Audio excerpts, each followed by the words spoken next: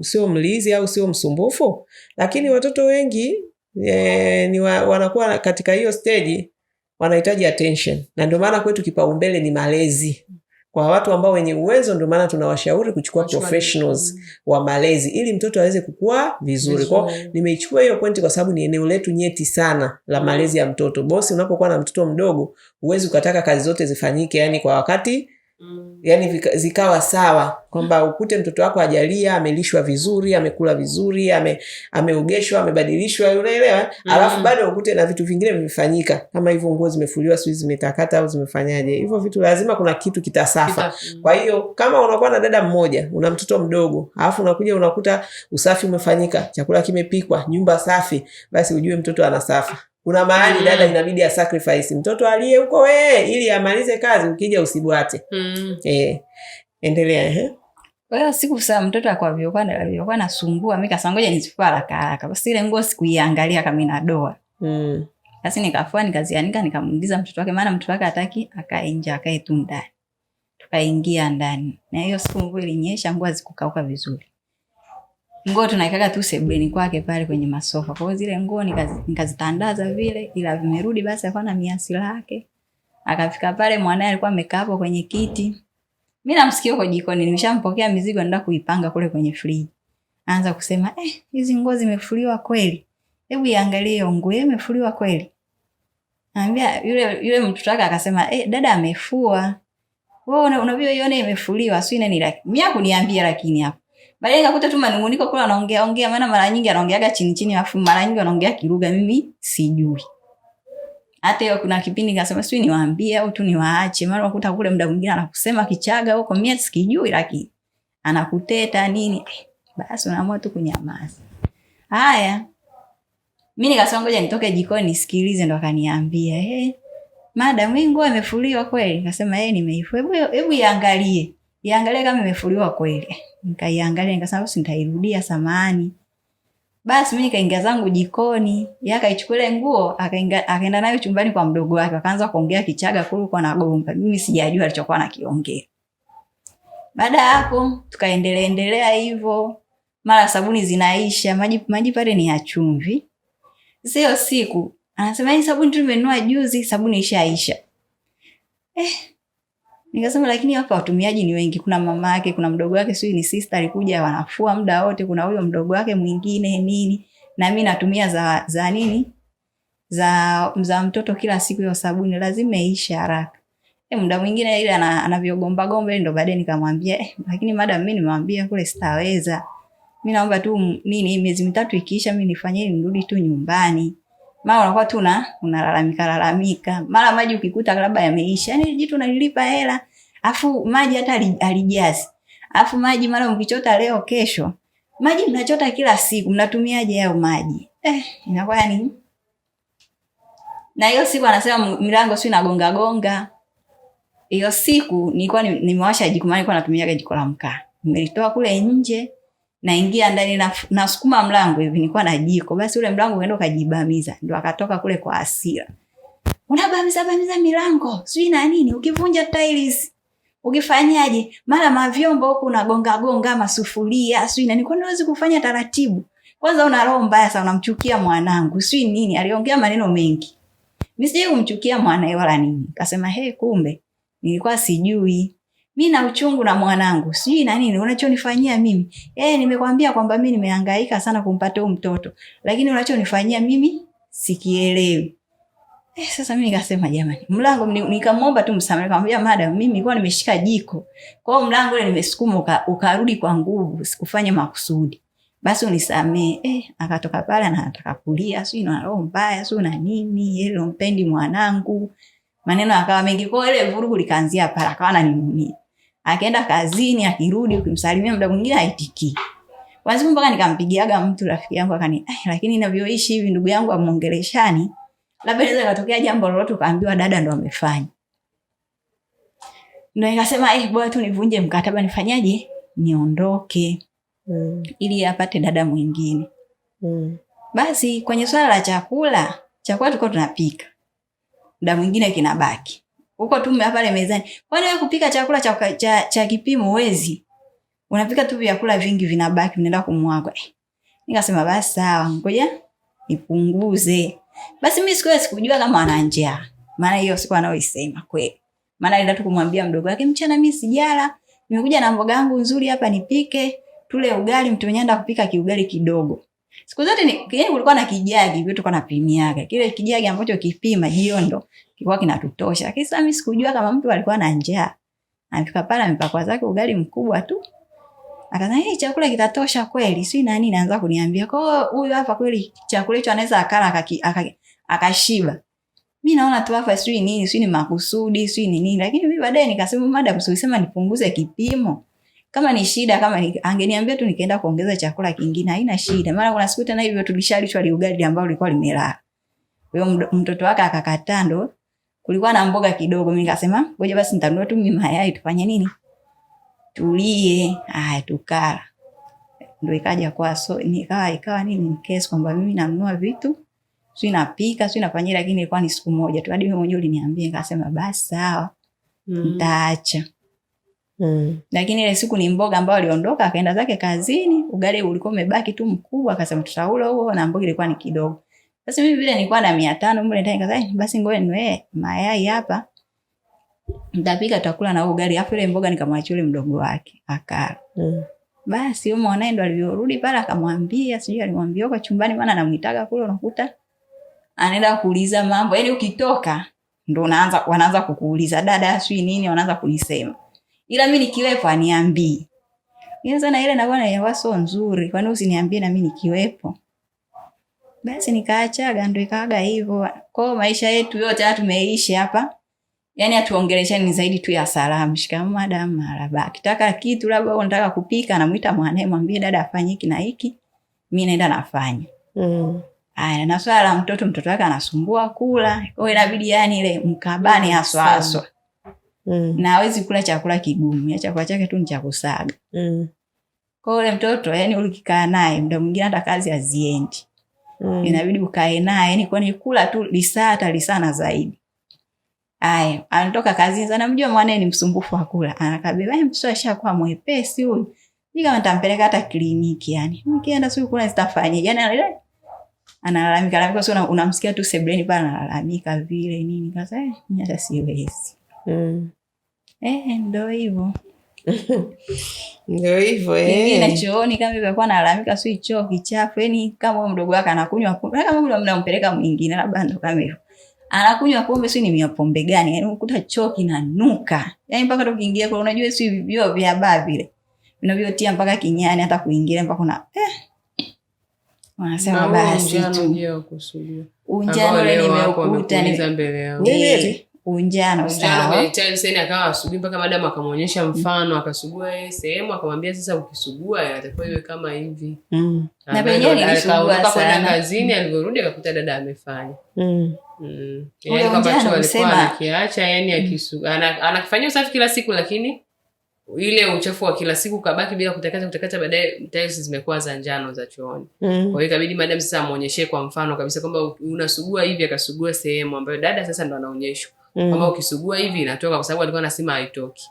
Baada ya kumwambia kwamba mbona mimi nimesugua inatoka, akaondoka kwenda kazini. Alivyorudi akakuta dada amefanya usafi na pakawa pametakata hiyo siku. Hiyo ni leo sasa. Hapo alivyorudi wakawa wanaongea hapo sasa, muda ambao tunazungumza changamoto ambazo zimewahi kujitokeza, hiyo ya usafi pia ikasema. Ila sio kwamba uwezo nadhani alikuwa ana, kwa sababu hata alionyeshwa mfano ambapo madam anataka afanywe usafi, alivyofanya akafanya ambapo madam anataka. Nilitaka nijue alishakuja workshop dada. Maana kazini ulipangwa hapa da. Hajawahi kuja. Kwa changamoto unazozungumzia, ungekuwa ni mtu wa kuhudhuria workshop, ungekuwa umesaidika sana. Kwa sababu ulikuwa sasa unaenda mwenyewe alafu upate msaada wa mwongozo nini cha kufanya, mpaka mwisho ukajikuta unajikatia tamaa. Umeelewa lakini ungekuwa ni mtu wa kuhudhuria, si uliambiwa unahudhuria workshop? Nauli muda mwingine unakuta ndo hivyo. Nauli? Nauli kati Jumapili kwanza anaaga na Jumapili. Yaani wewe unaenda Kariakoo alafu hapa na Tegeta. Hiyo mara pili mbona hujawahi kuja hapa kwenye workshop hata mara moja? Usitudanganye, huo ni uongo kabisa. Sawa samani. Lakini kusemeti kila Jumapili kwa natoka amna, yani ni ile ambayo mmesema kwenye mkataba kwamba dada anatakiwa. Kwa hiyo hizo kwenye mkataba tumesema kila mwezi lazima uhudhurie workshop. Lakini pia tumesema lazima upate ofu. Kwa hiyo wewe ofu ukaziona ndio za maana kuliko kuja workshop ambayo ingekujenga ikusaidie uweze kutimiza ndoto zako. Matokeo yake ndio hivyo, umejikatia zako tamaa na umepambana na changamoto ambazo sisi tungeweza kusaidia namna ya kuweza yani mazingira yale yakawa rafiki kwako. Usipowasiliana na mwanzoni aliposema kwamba madam wake anaongea sana, yani anakuwa anamgombeza mara nyingi. Nikaongea na madam kabisa, nikamwambia madam, pia unajua level ya dada uko nayo ni level gani, kwa hata namna ambavyo unakuwa una deal naye hata katika vitu ambavyo anavikosea kuna kumrekebisha na kumfundisha. Kwa hiyo pia tuliongea na madam kabisa hiyo issue ya kwamba analalamika sana, anaongea sana. Tulimwambia madam, na hata mwanzoni aliposema kwamba mtoto anasumbua kula, pia tulimwambia madam kwamba mtoto wako ana changamoto ya kusumbua kula. Wala ushirikiane sasa na dada kwa karibu, ujue kama hiyo ni shida aliyokuwa nayo muda mrefu au namna gani mnaitatua hiyo shida, lakini anampa shida dada. Kwa hiyo baadhi ya changamoto ambazo alikuwa anazileta zilikuwa zinatatuliwa. Sasa alikuja kusema anavunja mkataba, sababu ya kuvunja mkataba nimepata msiba, lakini sasa ubaya ni kwamba au cha kushangaza ni kwamba amepata msiba ndio maana anataka kuvunja mkataba, ila yuko tayari kusubiri wiki 8. Kama lakini baadaye mimi nadhani tumemuelewa. Yaani baada ya hizi scenario zote kuja kutana watu kwamba ni ana mimba, nikajua tu hata ile mwanzo alishindwa tu kuwa mkweli, labda kwamba kulingana na situation yangu hii ambaye angetuambia sisi kama taasisi tungejua namna ya kuihandle situation kuanzia mwanzo, ili kwa tu deal na vitu ambavyo hatuvijui. Ila kwa vitu ambavyo vilikuwa vingine tunajitahidi kuvitatua ambavyo alikuwa anavileta, tuliongea na madam vyote. Hata yeye feedback zake tulikuwa tunampa sana. Hata ya mavazi, yani nimeongea naye kuhusu mavazi nadhani mara 2 kuhusu nguo zake anazovaa kazini. Kwa nini mbona nilikuwa na suruali ile ambayo hamna so mitego. Yaani kusema sui nguo. Kwa bosi wako alalamikie nguo. Mbona ukuvaa hivyo? Yaani sina nguo. Unaona ulipokuja hapa? Ile gauni mbona nashindaga nalo hata kule. Kweli na nguo hizo ambazo bosi anazilalamikia ni zipi? Ni suruali ile ya kitambaa nilikuwa navaaga hapa na kule nilikuwa naivaa. Na sasa anavaa na visheti vidogo ambavyo akiwa anainama kufanya anabaki wazi. Anabakia wazi.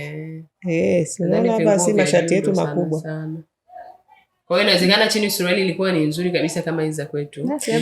Lakini juu anavaa vitop. Mimi nafikiri nimependa sana pointi yako wakati unafanya feedback kwa bosi, kumkumbushia level ya dada aliyenaye.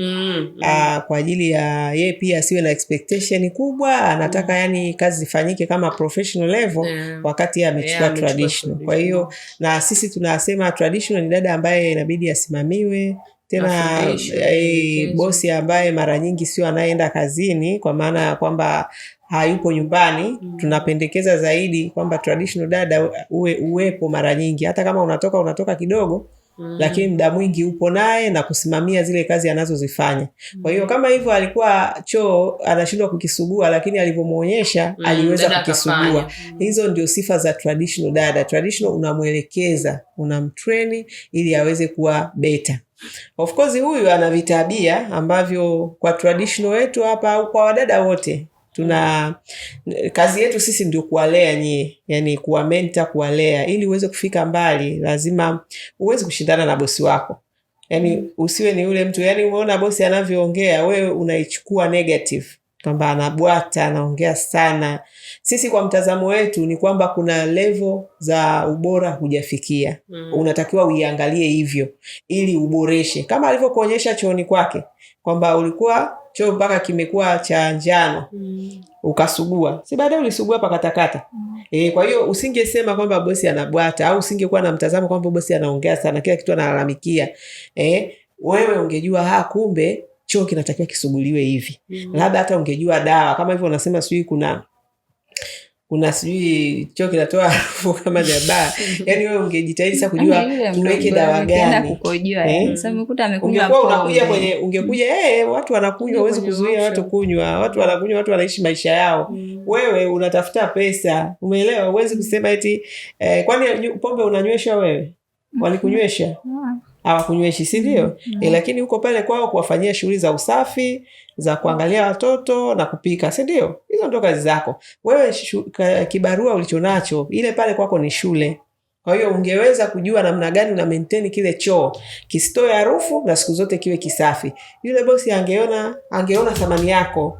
Ameshindwa kuona thamani yako kwa sababu hata wewe hutaki kuongeza thamani yako.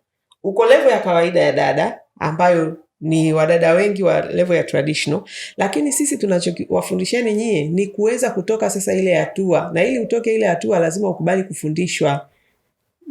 Na sisi mtazamo wetu tunaokwenda nao hapa, bosi hanuniwi wala bosi hakosei. Yani bila kuwa na huo mtazamo huwezi kutoboa hata siku moja. Yani ni lazima ujue bosi wako siku zote yeye yuko sahihi. Akikwambia hichi kitu hakijakaa sawa, kirekebishe, kwa sababu wewe ndio uko shule. Yule bosi wako ana upeo mkubwa, ana hatua kubwa zaidi, ndio maana yeye yuko na maisha yale uliyomkuta, si ndio? Sasa wewe unataka siku moja na wewe uwe bosi, na wewe uwe na biashara yako, na wewe uwe CEO, uwe na maisha yako, ili uweze kuwa hata na wafanyakazi wasaidizi, si ndio? Sasa hawa watu wana namna wanavyotufundisha kitofauti. Wengine ndio wao wanasema wanaongea sana, lakini ni shule. Mtu hawezi kuongea kama umefanya kitu chake vizuri. Hawezi. Lakini wadada wengi wamekuzwa kwenye hiyo mitazamo ya kusema mabosi wana roho mbaya, wanabwata, hawaridhiki, umesema, hawana shukurani. Nimesikia neno lako hilo. Mtu anakuwa na shukurani pale unapofanya vitu kwa level yake. Lakini huwezi tu ukawa umezaliwa kwenye hiyo level, lazima ujifunze. Kwa hiyo ungekaa kwake kwa mwaka kama vile niko shule, yule bosi lazima angefikia hatua ya kukuona, ku-appreciate hicho ulichokuwa unataka. Sasa hawezi ku-appreciate tu kwa sababu umefanya. Lakini sisi tukiwa hapa ndio viongozi wako. Hujawahi kuja workshop, sawa? Kwa ajili ya kuendelea kusaidiwa namna gani ya kudili na huyu bosi. Hata ungetueleza hiyo kitu chuo kinakuwa hivi na hivi. Sisi hapa tuna wataalamu. Ungekuja kwenye workshop hata tungemwambia bosi wako, hebu dada aje ili tuweze kumtrain. Kuna vitu ambavyo inabidi tumuelekeze, labda dawa za chooni, namna ya kusugua na nini. Unarudi pale unachapa kazi. Ndio unavyopandisha thamani yako. Lakini ukasema tu umejichokea zako hapo na mimba yako, unarudi unaenda kwa mume mwenye mimba. Nitaenda. Naenda. Ni mume wako? Au ni bwana wako, ni nani? Amna, taratibu zitafuatwa kwa wazazi.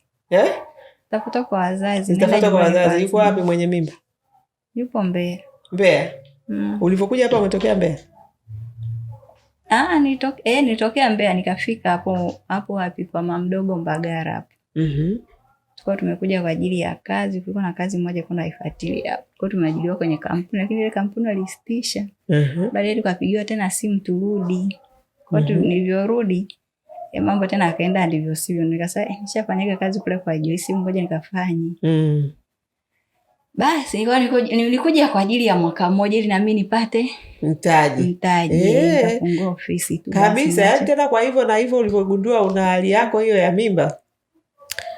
Kwani mimba ilikuwa inakuzuia kufanya kazi? Ilikuwa nizuia, ndio maana daktari ananiambia kama wewe hauna changamoto yoyote unaweza kaendelea tu. Mimi watoto wangu wale wawili nimewazaa, natoka kazini naenda leba kuzaa. Yaani namshukuru Mungu sina shida za mimba mimi. Mimi napambana tu mwanzo mwisho. Hata hapa na mimba inayolingana na ya kwako. Na niko kazini na kuna binuka kama kawaida. Tanikuta yani kazi zote nafanya. Kwa hiyo ukijiweka mimba kama ulemavu, kwa hiyo sasa unarudi Mbeya kufanya nini? Nyumbani pia kuna msiba. Yaani mimi wazazi wangu, mama yuko Mwanza, babangu yuko Morogoro. Kwa ni wale watu ambao mimi nilizaliwa tu, wazazi hawakuwa pamoja. Kwa hiyo na wewe unafuata nyayo hizo hizo? Amna, simetokea tu emergency. Sikupenda kweli, sikupenda. Sasa inatokea emergency wewe mtoto wa kike una miaka mingapi? 28. Wewe miaka 28 hujui kwamba nikikutana na mwanaume kuna magonjwa na kuna mimba? Na namna gani ya kujilinda? Sasa mbona ukujilinda? Kwa sababu unajua sina biashara, sina kitu chochote ambacho nimejiandaa nacho, nikizaa mtoto na nakaribisha majukumu zaidi. Wewe mwenyewe tayari ni majukumu. Ndiyo. Wewe mwenyewe unatakiwa ule, uvae, ujihudumie kama mtoto wa kike, hayo ni majukumu. Unapoongeza mtoto unaongeza majukumu. Kwa hiyo unapokuwa na mwanaume umeamua muingiliane naye, ujue kuna mimba, kuna maradhi. Kwa hiyo najikingaje na hivi vitu ambavyo kwa sasa siko tayari navyo.